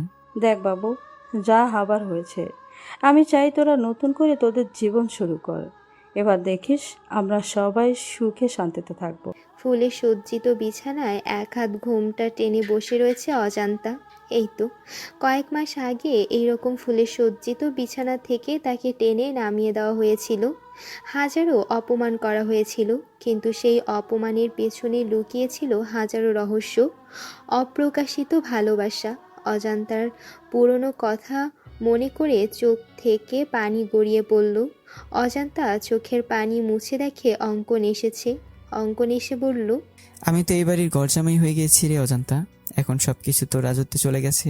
ঘর তোর, তোর বিছানা তোর, বর। এখন তোর যা ইচ্ছা কর, আমি কিছুই বলবো না। ড্রামা শুধু আমি করতে পারি না, আপনিও খুব ভালো ড্রামা করতে পারেন অঙ্কন ভাই। ভেতরে ভেতরে জ্বলে পুড়ে ছারখার হয়ে যাচ্ছেন, অথচ সবার সামনে কত হাসি মুখে রয়েছেন। খুব কষ্ট পেয়েছেন আপনার সত্যিটা জানার পর, তাই না অঙ্কন ভাই? আমি স্পষ্ট লক্ষ্য করেছিলাম যখন বাবা আপনাকে বাইরের ছেলে বলেছিল আপনার চোখের পানি মুছতে। এত কষ্ট করে কি আছে অজান্তা? আমি আগে থেকে জানতাম আমি এই পরিবারের কেউ না। কিন্তু কিভাবে? আমার ডিএনএ টেস্ট করেছিলাম, কিন্তু মম বা ড্যাড কারোর সাথে ম্যাচ করেনি। সেদিন থেকে আমি শিওর ছিলাম আমি তাদের সন্তান না। কিন্তু আমি জানতাম না আমার আসল পরিচয় কী, আমার আসল বাবা মাকে। প্রথম যেদিন আমি কুলসুমপুর এতিমখানা যাই, সেদিন আমার আসল পরিচয় জানতে পারি। রহমত দাদা অনেক দিন ধরে এতিমখানা রয়েছে, তিনি আমাকে দেখে আমার পরিচয় জানতে চায়। আমি সব কিছু বলার পর তিনি বললেন, তুমি তাহলে সেই অঙ্কন, এত বড় হয়ে গেছো। এতটুকু একটা বাচ্চা ছেলে দেখেছিলাম, আর আজ সে একজন নামকরা সিআইডি অফিসার। ব্যাস, দাদুর কথা শুনে আমার সন্দেহ বেড়ে যায়। আমি আমার নিজের ইনভেস্টিগেশনের কাজে লেগে পড়ি। খোঁজ নিয়ে জানতে পারি আমার মা জমিদার বংশের মেয়ে ছিল। তাদের বংশে প্রেম বা বিয়ে করা নিষিদ্ধ ছিল, কিন্তু একবার কারো যদি প্রেমের বইটা খুলে যায়, তাহলে প্রেম সাগরে ডুবে মরে ছাড়া কোনো উপায় থাকে না। ঠিক তেমনি হয়েছিল আমার মায়ের সাথে। নানু ভাই মায়ের বিয়ে ঠিক করে এলাকার চেয়ারম্যানের ছেলের সাথে। মা বিয়ের আসর থেকে পালিয়ে বাবাকে বিয়ে করে। এতে নানু ভাই আম্মুকে ত্যায্য করে দেয়। বিয়ের পর ভুলেও একটা বারের জন্য তার কোনো খোঁজ খবর নেয়নি। আমার বাবা একজন সেনা সদস্য ছিলেন। আমার জন্মের কয়েক বছর পর একটা অ্যাক্সিডেন্টে আমার বাবা মা মারা যায়, কিন্তু সেটা অ্যাক্সিডেন্টের খুন ছিল আমার জানা ছিল না। এমনকি আমার চাচারাও আমার বাবা মায়ের মৃত্যুর খবর কেউ আমার নানু বাড়িতে জানায়নি। বাবা মায়ের মৃত্যুর পর চাচারা আমাদের সব সম্পত্তি হাতিয়ে নিয়ে আমাকে এতিমখানায় রেখে আসে। তারপর মম ড্যাড আমাকে এই চৌধুরী মঞ্জিলে নিয়ে আসে। অবশ্য তারা আমাকে দত্তক নিতে চেয়েছিল, কিন্তু সুইটহার্ট নিতে দেয়নি। সুইটহার্ট চায়নি চৌধুরী মঞ্জিলে কোনো উত্তরাধিকার আসুক। সে চেয়েছিল সমস্ত সম্পত্তির মালিক হবে তার ছেলে আব্দুল্লাহ। এজন্য সুইটহার্ট তোকে ও নার্সকে টাকা দিয়ে সরিয়ে দেয়। ব্যাস, না থাকলো বাস আর না বাজলো বাসি। মোটামুটি সব প্রশ্নের উত্তর পেয়ে গেছি, শুধুমাত্র একটা প্রশ্নের উত্তর ছাড়া। কি প্রশ্ন শুনি? এবার এই গরজামে শত প্রস্তুত আছে তার বইয়ের প্রশ্নের উত্তর দিতে। এখন চটপট প্রশ্ন কর দেখি। আমাকে ভালোবাসেন? হ্যাঁ, আমার জীবন থেকেও বেশি। তাই তো দূরে দূরে রেখেছিলাম তোকে। যেদিন আমি বিডিতে ফিরি প্রথম দেখেছিলাম, সেদিন আমার প্রেমের বইটা খুলে যায়। আস্তে আস্তে প্রেম সাগরে ডুবে যেতে থাকি আমি। কিন্তু আমার এই অনিশ্চিত জীবনের সাথে তোকে জড়াতে চাইনি। ভালোই যখন বাসেন তাহলে চুক্তির বিয়ে কেন করলেন? সুইটহার্টের কথায়। তবে সেই কন্ট্রাক্ট পেপার ছিল নকল, আর আসল পেপার আমার কাছে রয়েছে, যাতে আমি বা তুই আমরা দুজনে একজনও সাইন করিনি। তাই আমাদের কন্ট্রাক্ট ম্যারেজও হয়নি। দেখো জানতা, অনেক হয়েছে পুরনো কথা। আমি আর পুরনো কথা মনে করতে চাই না। প্রথমবার বাসর রাত আমি অবহেলায় কাটিয়েছি, তাই আমি চাচ্ছি না এইবার এমন হোক। আমি যে আমাদের এই রাতটা চিরস্থায়ী হয়ে থাকুক। আজ থেকে নতুন জীবনের সূচনা হলো আমাদের সাথে পথ চলা শুরু হলো। বিশ্বাস কর, অনেক ভালোবাসবো তোকে, আদরে আদরে ভরিয়ে দেব। আমি বেঁচে থাকতে তোর চোখে কখনো পানি আসতে দেব না। অজান্তা এসে অঙ্কনকে জড়িয়ে ধরে বলল। I love you more than my life. অঙ্কনও অজান্তাকে জড়িয়ে ধরে কপালে চুমু দিয়ে বলল। আমার প্রেমের তরি বই চলে প্রেমের বইটা ধরে, যারে নইয়া যেদিক খুশি পীড়িতের পাল তোলে। বড্ড প্রেম পাগল হয়েছে আমি, বুঝিনি গো কখন আমার প্রেমের বইটা গেছে খুলে। সমাপ্ত।